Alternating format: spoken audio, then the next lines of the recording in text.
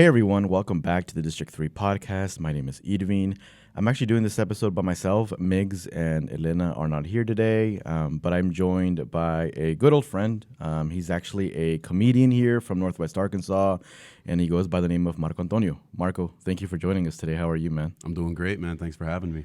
I've known you for quite a few time. I don't know if we went to like junior high together. We might have. What junior high did you go to? George Junior High. We went to junior high together. Nice. What middle school did you go to? Joe Kelly. We went to middle school together. Nice. That's it though, because I moved to Springdale in middle school, and we went to high school together, Springdale High School, and we're probably different people, right? Than who we were 100%. back then. Like I know.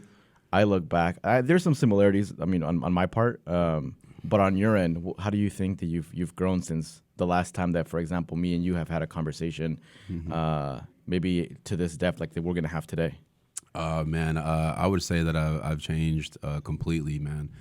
I went through quite a few things in my life that really sort of I experienced like a paradigm shift, in my life. And so I used to see the world one way. And, after becoming a father and kind of growing up and having, one of life's many trials and tribulations, really sort of kind of widened my perspective on who I am, what I want to do in the world, my place in the world, and just, who I am as a person in general. What would you, like your family specifically, when did they move here to this area? So my mom, I think she moved here in the 80s, mid to late 80s. And I was born in 1992. And same. Yeah, so my dad, or my older brother, was born in 1990. So my mom had lived here just a few years before that. So the late 80s, that must have meant that like she was one of the first probably Latinas here in this area. Yeah, she used to tell me stories like when she first moved here. There was no place really to get like tortillas or like salsa. There was no Mexican restaurants really. So she remembers like the first like mercados and all these shops and restaurants. I mean, and now Springdale is what it is. Yeah, it's like this is where you come to get the tortillas nowadays. Yeah. Where's your family from? My mom's from Jalisco, and my dad is from Durango. Okay, and you were so you pretty much you were born here then. Yeah, I was You're born one in of the Rogers. people. There's a lot of people that we've interviewed. The majority of them are not from here, so we have like probably like 3 or 4 in these 200 and something episodes that were actually born here. Yeah. So then you've been here your entire life, so you've seen the big boom that has happened in this area. There's like so many new businesses, and I know Rogers specifically is popping. There's a lot. There's a new soccer stadium that's going to be built over there next year as well. Wow. A lot of stuff going on. And you, before you got into comedy, you were doing music, right? Right. Can you talk a little bit about that, on what you were doing and like what kind of music you were doing? Yeah. So I grew up, for as long as I can remember, I've been a fan of like hip hop and rap. That genre really resonated with me specifically because I believe it started out as a form of expression for the disenfranchised, all right, for the oppressed youth. And one of the things that made it really cool to me is that it's an American art form. That's something that originated here. And I don't really think that you get something like that without the mix of cultures that we have here in America. I think it's a really unique place. There's lots of art forms that originated in America, I think, as a result of this melting pot, like rap and hip hop, jazz, even graffiti, and stand-up comedy. Stand-up comedy, as we know it today, is a complete American art form. It's one of those things that like I've always wanted to do myself too, but I also feel like I don't want to disrespect the art, and because I'm already doing a bunch of stuff, and I feel like if I do that, it's just like another thing that I'm doing. But I've always wanted. I'm one of those people that like enjoys uncomfortable conversations and enjoys confrontation and enjoys just kind of like even standing still and seeing people's reaction to some stuff that I say. So I've always wanted to try it, and I've been seeing that there's like an influx of like Latinos locally here that have. I don't. Last time I say when I've said absolutes in this podcast before, I've gotten in trouble, so I won't do that this time. Yeah. But one of the things that I've seen is like Frisco. He kind of there was already Latino comedians here, but he kind of has brought in other folks, other Latino comedians, and kind of shown them like, hey, I can do it, like you can do it too. Or if you probably were already thinking about doing comedy maybe before you even met Frisco, or maybe you were already doing it. Can you talk a little bit about that relationship with you and Frisco, who's been a past guest on the podcast before? Yeah. And like what that looked like. Was he a part of you starting comedy, or was he kind of just giving you more of a platform? The latter, I would say. The first time that I ever did stand-up comedy was back in 2019, actually. Oh, wow. Yeah, so it was about 5 years ago, and like stand-up comedy had always been a dream of mine. You know, even before I was like making music and like rapping and stuff. I remember the first comedian that I saw that really sort of awed me was George Lopez. You know, and that really, I really liked him because I didn't know that Latinos could have a voice like that. You know, I have always especially growing up in this area, I've always felt like for some reason Latinos were sort of subservient in an American culture, you know. And here was this guy like proudly being Latino and really just being his self and putting us on the map, I guess, so to speak, you know. And then, so I started doing that like 5 years ago. I did it for a little bit. And then the relationship that I was in at the moment was a little complicated, I guess, you know. And so I decided to put my dreams to the side and I guess be a dutiful partner, you know. I feel that. And so I kind of I quit doing that, but it is something that it has always been in the back of my mind. Like, man, I really want to do this again. When that relationship failed, I remember making the decision, like, all right, I'm going to try this again, and you know, we'll see what happens. And I remember when I first started doing comedy, I was just going to open mics, and I was kind of watching first, kind of trying to get like, you know, the scene, kind of get my finger on the pulse, and kind of see where's the scene at and stuff. And I noticed that I didn't really see any like Latino comics, you know. And I came across Frisco just from people saying like, oh, you do comedy? Yeah, I know there's this guy Frisco. And so I looked him up on Instagram, and I was like, man, this dude's like really popping, you know. And I remember one night I was actually kind of just sitting on the stairs of like my apartment building, and you know, I was just kind of having a little bit of a sad moment. You know, I was just kind of down, but feeling determined too. And my girlfriend comes out, and she's like, "What's wrong?" And I was like, "I'm gonna do something with this. You know, I'm gonna do something." And I remember it was like in September of 2023, and I told myself like, in 6 months, I'm going to have my first show. I'm going to get paid for this, you know. And I actually did it in 5 months. You know, I was at the open mics, just kept going to open mics, and I caught the attention of Frisco and his homie Sean Chopola. Shout out Sean Chopola. I have some of that sauce that he gave me. Oh man, it's awesome. Yeah, it's amazing. Yeah. So shout out the Kajindian comedian, man. I love you, bro. But yeah, they saw one of my sets at the new mic, or I'm sorry, at the New Province open mic, and they approached me and they're like, "Hey man, we like your stuff, and you know, we think you're our fifth member of the group." And you know, it was a pretty emotional day for me. It was something of a personal victory for me, because nobody had known that I had, you know, this conversation with myself, and so that was the first time that I had achieved a comedic goal. And I mean, dude, it's just been awesome from there, you know. And Frisco he put me on my first show, and then many shows since then. And he's introduced me to a lot of people. So shout out Frisco, man. And yeah, you know, he's always believed in me from the jump. So yeah, man. And now we're here. What was really interesting, I think, we didn't follow each other on Instagram, but like, I think it was like a week or 2 weeks before I saw that you were connected with Frisco. Somehow your profile picture showed up on my feed. I don't know if someone shared it, or not a profile picture, like a post that you made on Instagram that was like you doing stand up. Yeah. And I think probably because we have a lot of mutual friends, someone shared it on their story, and I was like, oh shoot, I know Marco, like he's doing comedy now. Yeah. And my mind, I was like, I should probably reach out and try to get him connected to Frisco, because I know Frisco. I've known him. He's been on the podcast several times, and like we've kind of pretty much like brainstormed ideas for like shows at different places, and it ends up happening like a few weeks afterwards because we get in contact with the owner and stuff. And so for me, when I saw that y'all were already like connected like weeks later, I was like, this makes sense. That's awesome. Like it was one of those things where I was like, I feel that your vibe fits the vibe that Frisco is trying to bring with the people that he's kind of platforming and stuff. And I appreciate Frisco. I don't want to give him a bigger head than he already has, but but he is a good guy that like supports his friends. Yeah.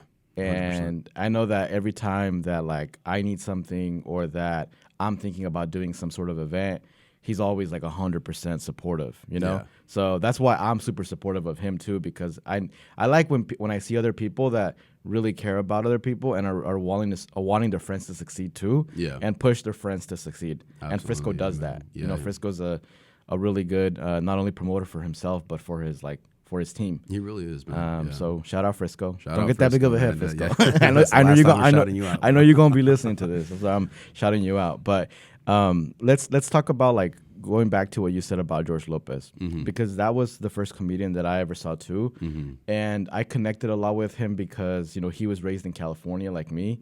He's a brown kid. He was a brown kid like me. Yeah. We kind of have the same hair, kind of in a way. Yeah. and a lot of his comedy, like I really related to. Yeah. And I've shown like his comedy to my wife, and my wife doesn't get it. My wife was raised in Fort Smith. Like the experiences that George talks about, like she can't really relate to those, but I can relate to like that joke where he talks about drinking from like water hose. Yeah. Because I did that when I was a kid. Yeah. You know, I can relate to all these different things. And but I do feel that with George Lopez, you either love him or you hate him. Most of the people that when I ask about the comedians, they either are big George Lopez fans or like they're not a fan of his comedy. Yeah. I got to see him live at I think it was a casino in Tulsa, and he was great. Have you ever gone to see him live yet? I have not. No. Man, like he's super funny. And I think he's cleaned his act up a little bit recently, because I think he had like a controversy a few years ago because he said something, but he's cleaned his act, and I wonder, I saw him probably about 10 years ago. I wonder what his full act looks like nowadays, because I haven't seen anything. I haven't seen like a special from him or anything. Yeah. He's kind of been more involved in like politics now, isn't he? Yeah. He's kind of been like golf, yeah. he's kind of been more like a progressive. In regards to Latino comics nowadays, who are the ones that you're looking at? Man, that's a good question. As far as Latino comics, I mean, there's Ralph Barboza. He's sort of like the new up and coming one, you know. And He was about to come over here. Oh, really? Yeah, he was booked for the Grove in Lowell Cool. about, I think it was about a year ago, and then the George Lopez controversy happened. Did you know about that? Yeah. And he skyrocketed, Yeah. and he canceled on the Grove. Yeah. He was probably like, I ain't coming to freaking Arkansas. But he canceled, and he never came. Dang. Which was suck, because I was a fan of his clips already, because I was seeing Yeah. his clips on social media, and then and I was already getting ready to buy tickets and stuff, and then they're like, oh, they dropped the show. Oh, I'm man, like, that sucks. damn. Like, but yeah, Ralph Barbosa. Who else? Ralph Barbosa, man. It doesn't have to be Latino comics, just comics in general. Who are just- some of the up and coming ones that you? Well, there's he's not really up and coming anymore. I mean, he's very well established. But I remember the first time that I saw comedy that was really introspective and that wasn't just sort of like talking about fun childhood memories was Joe Rogan. He's the one who I saw his first special, or the first special that I saw from him was just called Joe Rogan Live.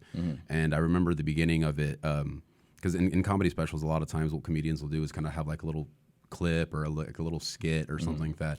And this one, he was just kind of riding in the limo on his way to the show, and he was driving through LA, and he was talking about human beings sort of being a cancer on the planet, you know.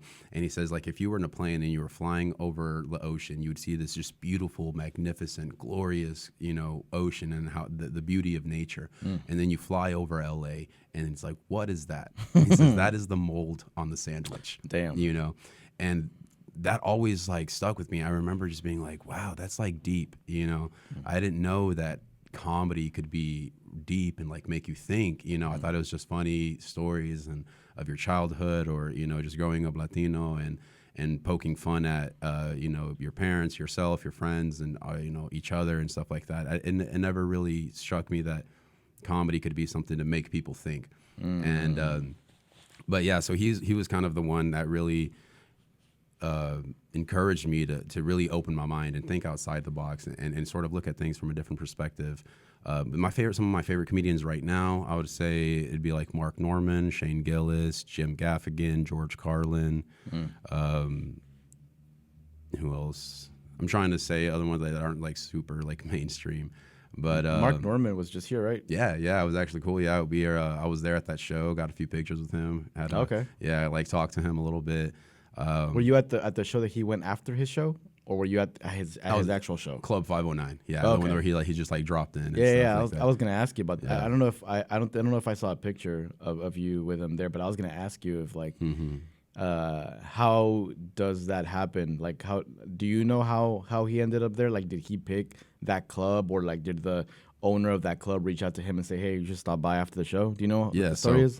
So my homie, actually Nick Farrell, shout out Nick Farrell. He is in charge of all the booking and stuff like that for Club 509.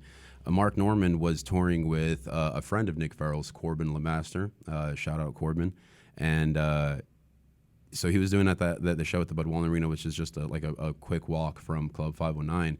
And he was like, "Hey, do you guys want to drop in? We're doing a little comedy show here." And they're like, "Yeah." So they decided to drop in, and that's something that comics usually do. Even like big name comics, when they go to a new city, if their friend knows a friend that has another room, they're like, "Yeah, sure, we'll go," and stuff. Mark Norman's a super cool, like humble guy. I love his stuff. I sometimes listen to his podcast, and it's hilarious. Yeah. Or just clips, clips. There was an episode that he did. It was like him and Theo Von. Bro, I was like, when I saw Theo it, Von's, I never clicked on a YouTube video faster. I was like, this Yeah. is going to be funny. You know what? One person that's not surprised me, but I forgot how funny he was, is Carlos Mencia. I forgot how funny he was, because I used to watch his show back in the day, the Mind of Mencia on Comedy Central. Yeah. And I went to go watch him at the Grove about 5 months ago.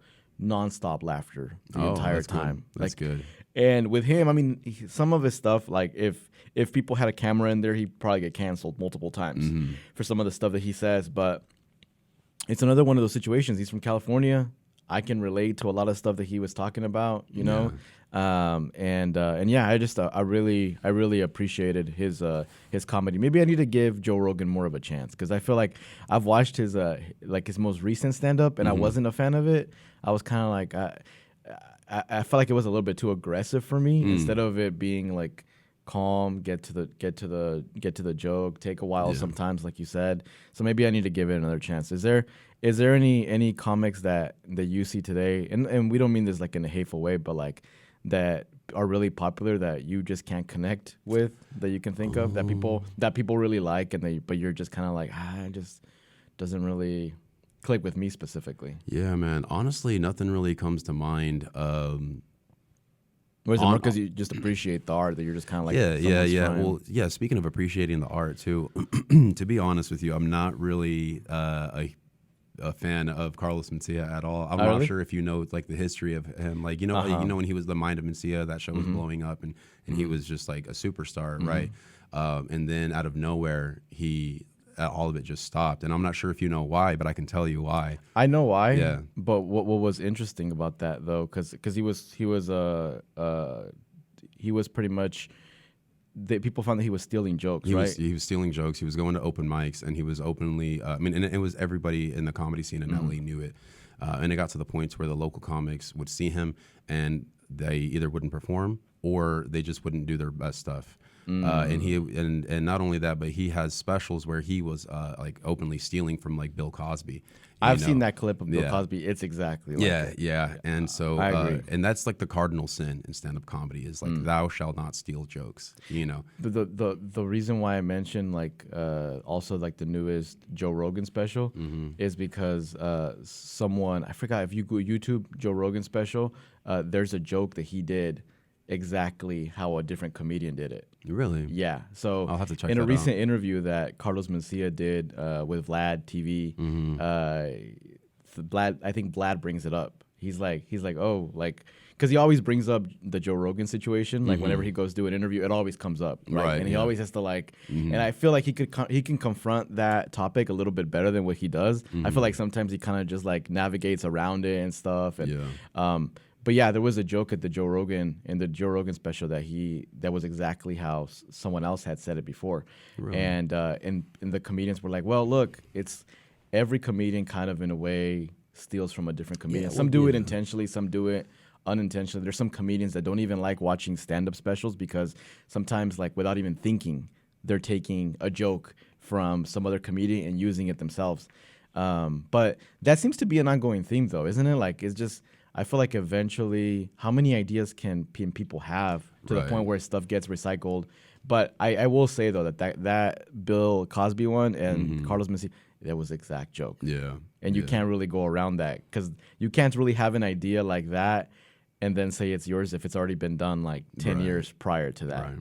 Right. But yeah, so let's talk a little bit about your journey to doing comedy. One of the things that we talked about before we recorded is that you used the phrase that comedy saved your life. Yeah. Can you talk about that process of how it saved your life and maybe talk a little bit about like where you were at before? Yeah. Yeah. So, I mean, I always grew up like I was always the funny kid, you know. And actually, I remember the day that like the first time that I had made like the entire class laugh, you know. And it was in second grade. It was my first year at George Elementary. Before that, I was at John Tyson Elementary. But anyways, we were going around the classroom, kind of introducing ourselves and saying like a fun fact, and you know. And I said that like my favorite movie was Aladdin, and I did like this impression of like the parrot or like the bird that you know was in that movie, and I remember the whole class laughed, but in particular like this one girl that I had a little bit of a crush on laughed, and I remember this feeling of like I felt seen, you know, and growing up the way that I grew up, you know, from a very poor family, I had never been seen, you know. And it sort of it was empowering, you know. It was the first time I felt like a sense of identity, and I remember thinking like, I like this, you know. And so attention was my currency, you know, and it was a really good way for me to make other people laugh. And for the first time, it seemed like people enjoyed being around me. So I always grew up like, you know, being the funny kid, but I was also a pretty troubled kid, you know, just from like things that I had gone through. And I would find not the best ways to, you know, get these emotions out. And a lot of it kind of landed me in places that I didn't really want to be in, you know, around people that just didn't have the best interest for me, you know. And it got to a point to where I was also, you know, I was just depressed. I was lost, at some points even suicidal. You know, and it was actually in 10th grade that I had like this complete change of perspective, because I used to think that I was funny because I was dumb. You know, I really thought that I was funny because I was stupid, you know. And I had said this joke in my 10th grade biology class, and my teacher at the time, Mr. Francis, God rest his soul, laughed, and he laughed for like minutes. Like it got to the point to where the students in the classroom were turning back at me and being like, you know, like, what did you do, man? You just like broke the teacher, you know. And he was laughing, and you know, he did what he would always do, was ask me politely to leave because I was disrupting his class. And at the end of the class, he brought me in to write sentences and stuff, and he asked me like, how did you think of that? Like that was so funny. How did you, you know? And I told him, oh, I'm just dumb. You know, I'm just stupid. So, you know, and he goes, no.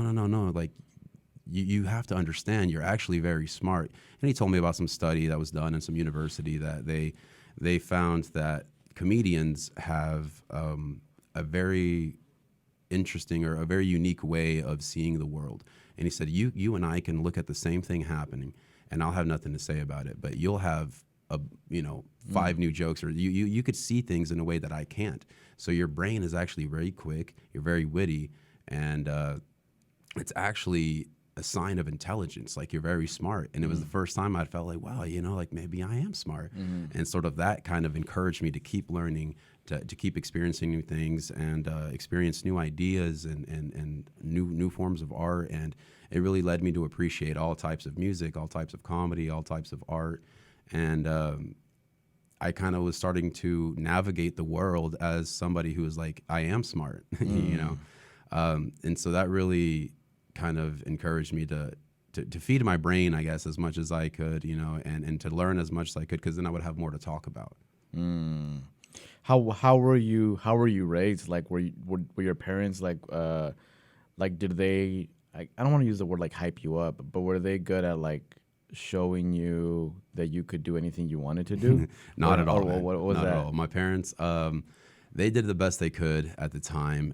And my parents, I have to say, we have a great relationship now. But growing up, man, my parents liked to party. They were alcoholics, just to be very blunt about it. They were very Catholic also. And growing up, I noticed this contradiction, in behavior and belief.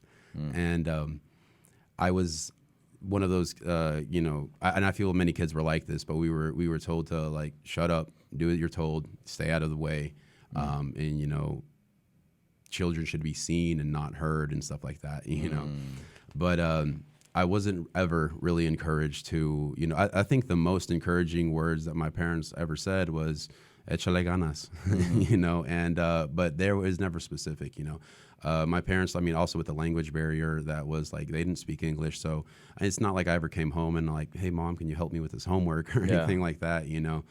We didn't really sit down at the dinner table much as a family. It was kind of like a circus, growing up, just like being a latchkey kid. My parents were like working all the time, so we were left to ourselves a lot, so. It wasn't an encouraging environment that would like foster creativity. It was more of like of an environment of just like survival, honestly. Was it one of those things though that like they kind of showed you that they loved you with their actions instead of with their words and their hugs and stuff like that? It was more of like actions, or do you think it was just kind of tough just overall? Yeah. They showed me that they loved me because I had a roof over my head, and that was pretty much it. They're just like, "Look, I'm going to work for you," and stuff like that. But it was something that wasn't. It wasn't gentle words. It was more of like, "I gotta go to work again," and all this, and you're ungrateful. Look at all this, and so stuff like that. It wasn't. It wasn't something that I could just go up to my mom and be like, "I had a really rough day today. Can we talk?" It wasn't like that. She was just like, "Ponte limpiar," kind of things like that. I get that though, because my parents weren't exactly like that, but like my mom wasn't she's still not like a very emotional person, and I think that's kind of why I sometimes am not emotional sometimes as well.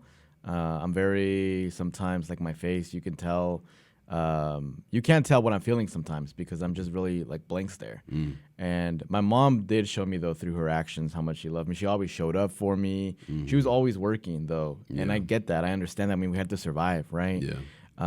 But the first time she ever said like "I love you," and I've mentioned this on the podcast before, so people are probably like, "Damn, he's mentioning it again." But the first time she ever said "I love you" was on Facebook. Oh wow. And I was like, and then I called her out on it. I was like, "Mom, like, you say it in person. Like, you don't have to say it on Facebook." And she's like, "Oh, well, I'm not an emotional person." I'm like, "I understand that, but we have to do better, because we don't know how long we have together on this earth, and we should like tell each other that we love each other and everything." And my dad was very when he was alive, he was very like sentimental. Yeah, he was the very standard dad that would whoop you if you did something that was disrespectful. Yeah. And I wasn't super disrespectful as a kid, but I did whenever my dad would do something that I didn't like if he would make me do something that I didn't want to do, like some sort of outside work or anything like that. I would call him like a sangron, and that would piss him off. That would be the worst thing. Wow. That'd be the worst thing I can. Yeah. And of course, like my mom never hit me, so she would always be super protective and be like, "Don't hit my son." Oh, wow. And then when my dad would hit me, I would like throw myself even farther away, so it made it look like he had hit me really really hard, but he hadn't. And like my dad was like, "Oh, your son is so dramatic. He over here like I barely touched him and all these different things." But then like he would hit me, and literally 10 minutes later, he would come back to me crying, sad at what he had done, and asking me for forgiveness. Wow. So I grew up with a very emotional dad and a very non-emotional mom.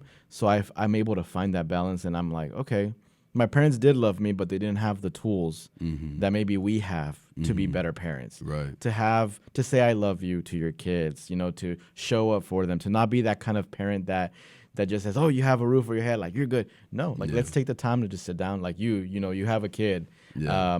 How has that mindset changed for you now that you're a parent? Like how do you adapt, the way that you spend time with your kid, or that you're a parent to them? Man, so the first time that I realized I wanted to be a better father than the father that I had, I was 6 years old, and I was walking home from school, and I remember it was really cold that day, but my parents had to work. It's not like they just didn't pick me up, you know? And I remember thinking, because of the night that I had before, when I was actually 6 years old, the first time I tried to run away from home, and it was just like a kid packing up his Hot Wheels and like a few shirts. It wasn't anything like serious. It was just an emotional little suitcase. Yeah. I remember, like, speaking of parents hitting their kids and stuff. I mean, my parents were like trying to make that a sport. It was. Did they have like tools?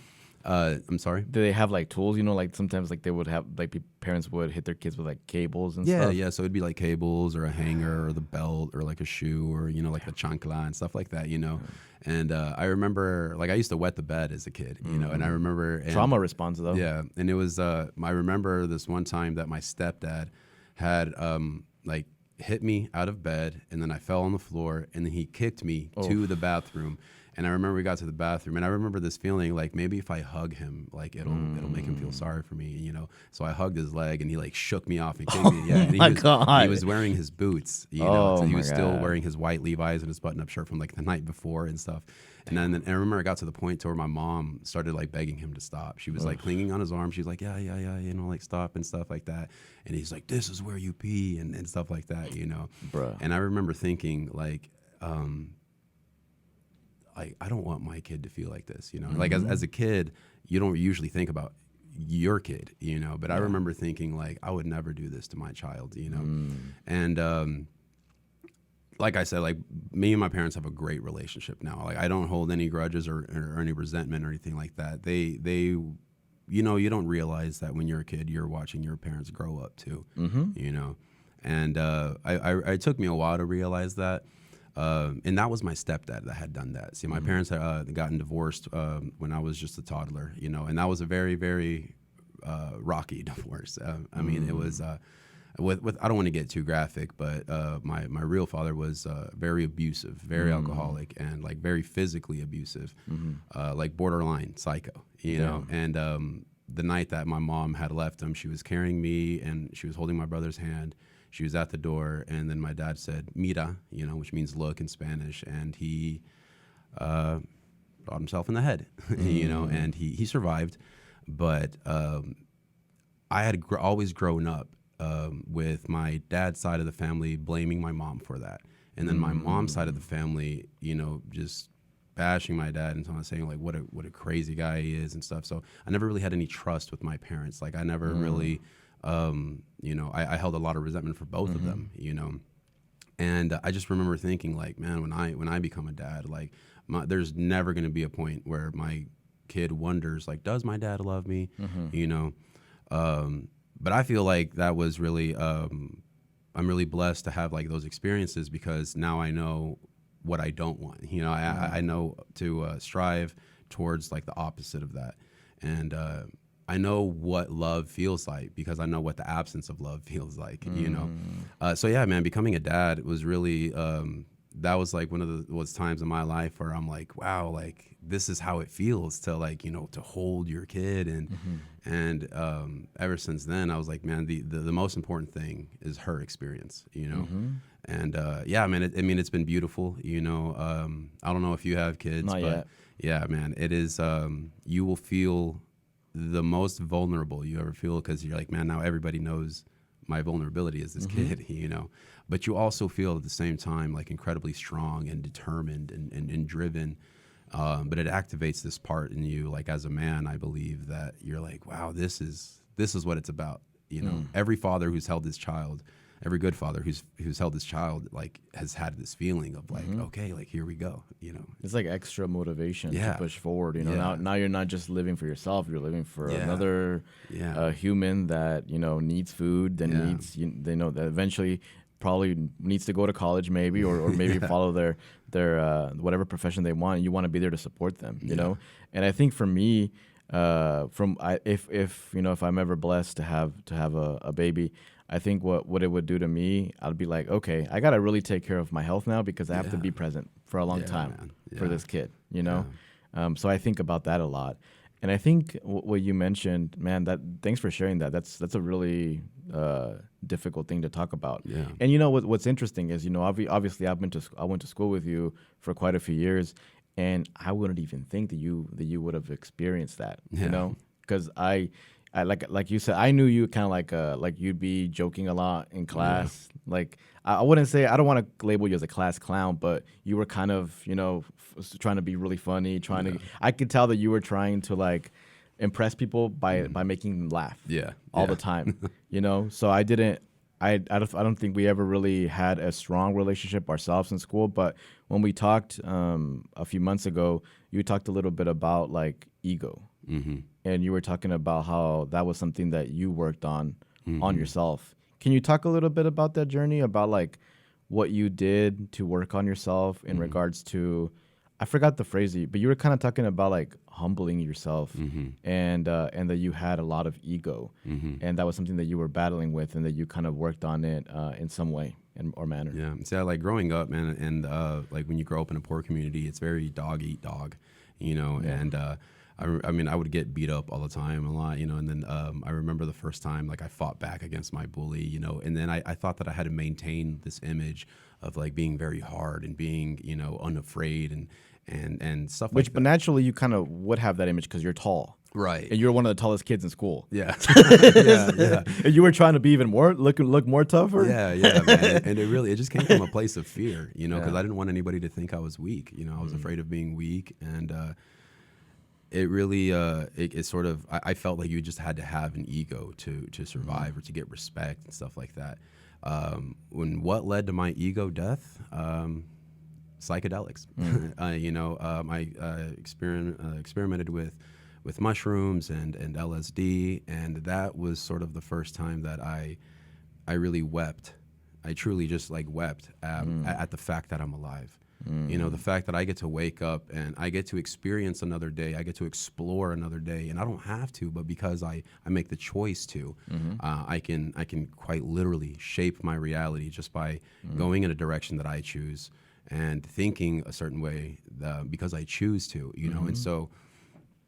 I realized that all of this was just a choice, and a lot of the things that I was doing was the wrong choice. And I felt a greater sense of connection with other people when I just wouldn't let my ego get in the way.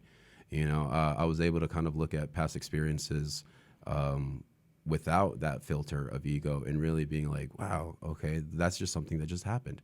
It wasn't. It kind of pulled me out of like that victim mindset, you know, and.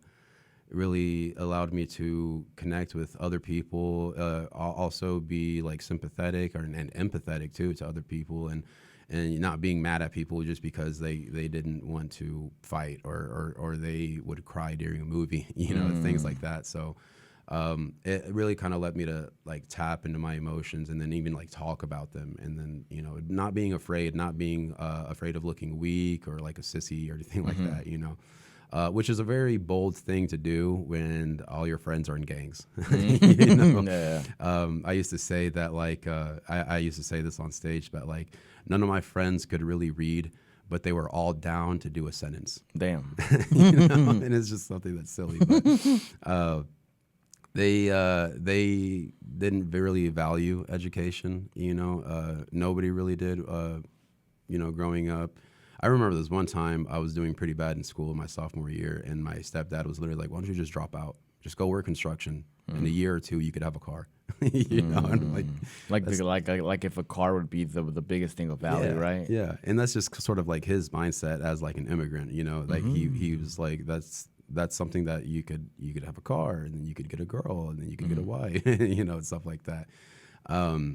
So like, yeah, my parents didn't really understand like American culture, and I was like in this weird place of like being a child of immigrants and being in America for the first time, and kind of like, you know, trying to grow up American with this Mexican identity, you know, and how those two clash and stuff like that, you know. So yeah, man, that happened in high school. I was like 17, 18. And since then, it's really been I'm not afraid to cry. I'm not afraid to talk about my feelings. I'm not afraid to like hug another man, and it's things like that sound silly, but that doesn't happen where I'm from, and I talked to Frisco about this maybe like 5 or 6 months ago when we sat down and talked, and I brought it up to him. I was like, hey, do you ever get together with your team, like with Ayla, with Joe, with Sean and Marco, and just talk about like what y'all are going through, and like talk about real issues of things that are happening in the world.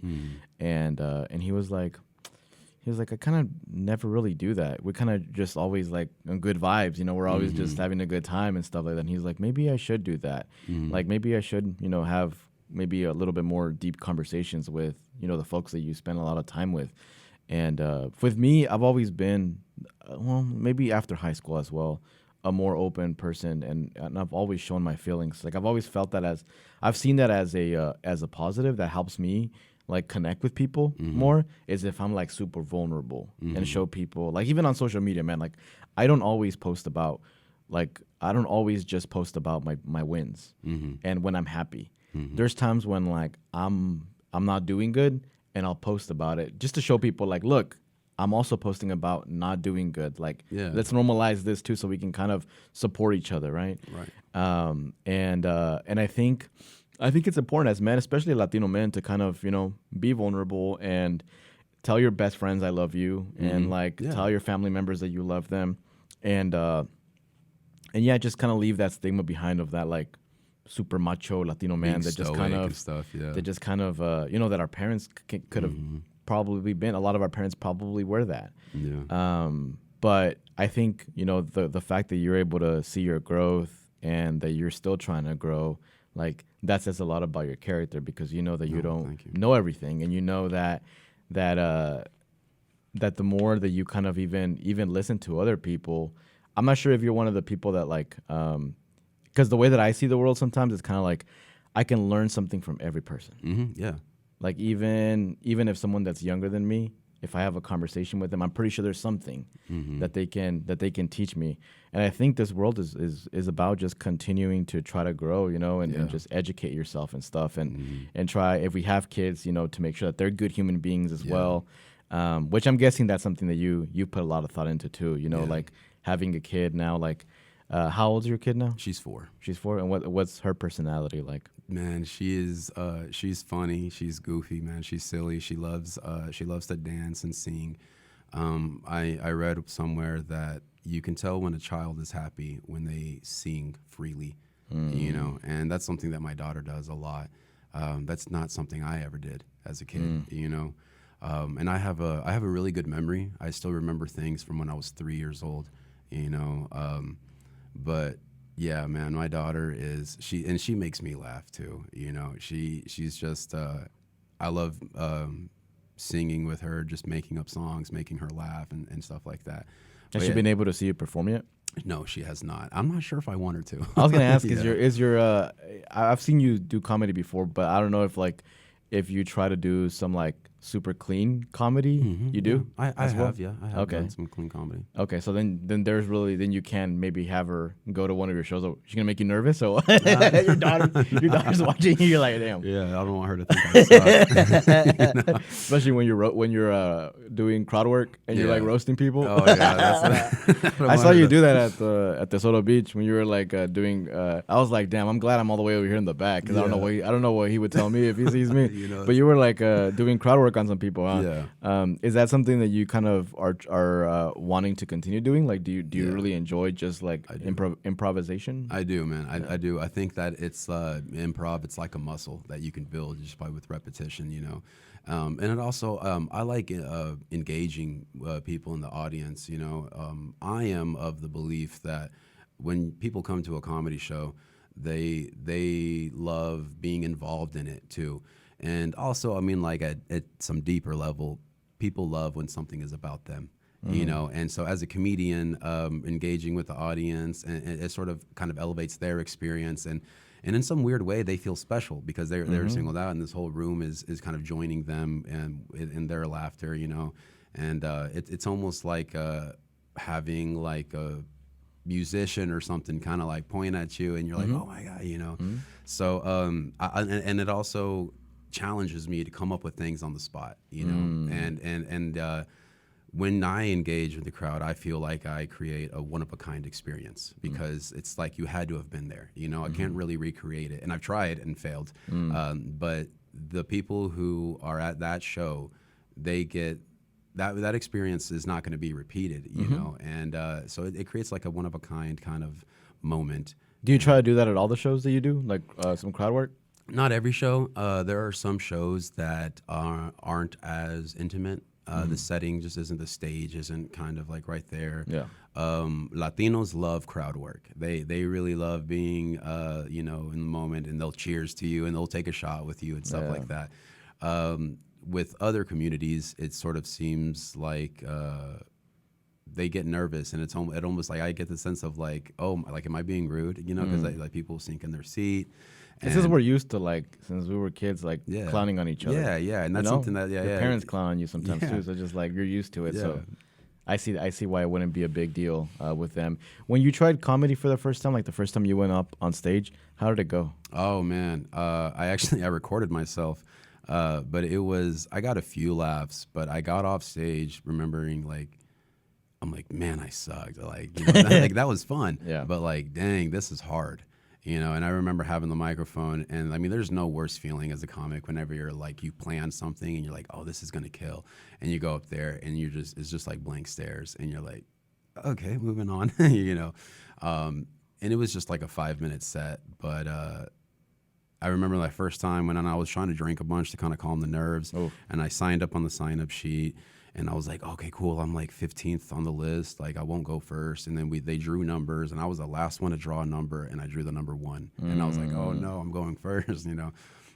But it was fun, you know. I kept going back, and you know, I just eventually just got better at it. So is it like right now you're just trying anywhere that you can have a space to do stand up, you want to do it right now? Yeah, man. If you have a stage, hit me up. You know. I don't feel anywhere, like there's no place that I feel better than on stage with a microphone in my hand with an audience. You know, it's I know this sounds really cheesy and corny, man, but I really do feel at home. I feel like I'm doing what I'm supposed to do. And not a lot of people get that in their life, you know. So I really feel blessed to sort of found my calling and you know, get to explore that more and more.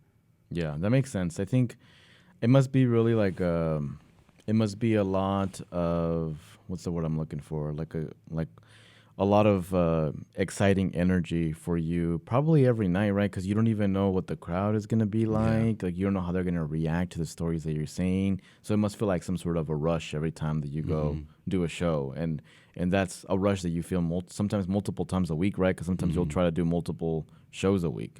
Yeah. I'll do. So as far as like open mics, I'll do like 5 a week, you know, 5 or 6 a week, depending on the week too. And as far as shows, like actual like paid shows, I think my record for 1 week is 7. Oh wow! Yeah. And how do you balance that with like your partner and like your job? Yeah, well, when I first got with the with the girlfriend that I have now, I did something that I had never done before. It was really kind of stand up for myself, really. And what I mean by that is I told her, like, hey, this is, in the past, I've really sacrificed a lot of, like, my dreams and my hopes and, like, things that I want to do just for, like, the happiness of the relationship. But I was always miserable, you know. So I kind of told her straight up, like, hey, this is something, like, that I'm going to do. This is who I am. It's not going to be easy. And I gave her an out, like, you don't have to do this. Like, you don't have to be a passenger in this, you know. If you don't want to, and if you don't, I completely understand. But man, my girlfriend she's so supportive. She's amazing. I've seen her with you countless. Yeah, and she always comes to like open mics and shows, and she doesn't get mad when I'm like around talking to people, you know, just getting lost in the crowd and just, you know, being my silly self. And she doesn't get upset. There's never been a car ride home where she's like, I can't believe you said that. Why did you say that? You know. maybe once or twice, she said. But I've explained to her, like, this is just an art form, and I really, what I value the most is the experience of everybody's experience, So if I touch on something that sounds a little, risque or whatever, it's just I'm just trying to get a laugh. I'm not up there preaching. I'm not up there trying to change anybody's mind. I'm just trying to get a laugh, And what are your goals in comedy? What do you want to do? Where do you want to take this? Man, I'll be honest, man. I want it all. I want to live my dreams, man. I want to be on TV. I want to be like, it sounds so icky saying it sometimes. It doesn't. But I want it, man. I want people to be like, oh man, holy crap, Marco's on Netflix. So you want to take this all the way? All the way, man. All the way. I want to show my daughter that you can make your dreams happen. Yeah. And I get emotional when I think about it because doing like if you knew the way, like how my mental health was just growing up, man, I kind of accepted that I was a loser. Well, after you just told me everything that you've been through, I understand why it would be messed up, I didn't feel like I was going to be anything, and when I'm on stage and people are looking at me and they're laughing and they're just smiling and I feel seen, and it's powerful. It's powerful, man. So yeah, I would love that. But even if that doesn't happen, I'm still going to be doing comedy because it's who I am, and I'm proud to say that now. At first, when people, oh, you do comedy, I'm like, oh yeah, But now I'm that's my identity. I'm a comedian, and I know why I'm a comedian. And where can people find you on social media? Because right now, I don't know when we're going to drop this episode, so I don't want you to say dates that are going to happen already by the time this episode drops. But if you can tell the folks listening where they can catch you on social media. Yeah, man. So on Instagram, Marco Antonio 479, Marco Antonio on Facebook. Everything will be Marco Antonio 479 though. I'll be on. I'll be making a TikTok and all that stuff so we can find my clips. But yeah, Marco Antonio 479. Follow me, and hopefully I get to see people at a show, make them laugh, and make some new friends. Definitely, man. And we'll have to run it back. Maybe we can do an episode with like the whole team, and we can. That would be awesome. Have a good time. We've had one time it was Frisco, Ayla, and Sean. Joe couldn't make it. I think. Oh yeah, but shout out Joe Means. Yeah, he was also one of the first when I first started doing comedy again. He was hosting the open mics at New Province, and I remember he gave me the list. He's like, trying to sign up, and I'm like, no, I'm just here to watch. And he's really been somebody who's been like a comedy mentor. That's my big bro right there, man. So shout out Joe Means. Yeah. Like Joe, I think when I've taken my wife out to like go see different comedy, I think he makes her laugh the hardest out of everyone. Yeah. Out of everyone, like he's just really, really funny. Like my wife's type of comedy is the type of comedy that Joe does. Yeah.